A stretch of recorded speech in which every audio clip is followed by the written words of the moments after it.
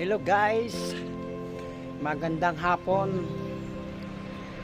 Dito ako ngayon naglalakad.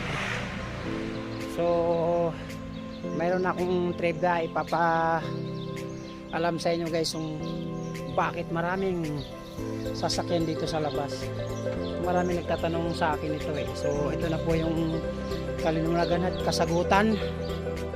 Kaya po andito lahat yung mga sasakyan nasa labas nakaparada. Kasi lahat ng bahay dito wala silang garahe. Yan mga bahay dito guys, walang garahe yan, nasa labas. Kaya lahat ng nakatira dyan may kotse.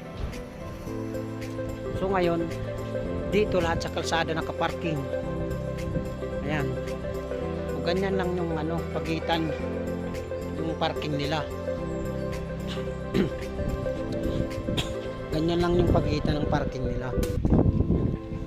Yan, halos lahat doon kaparada. Yan lang yung parada nila guys.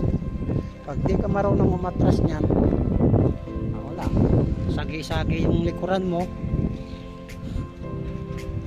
bangga-bangga na yan. Yan, puro sasakyan. So, hanggang dito na lang guys. Maraming salamat.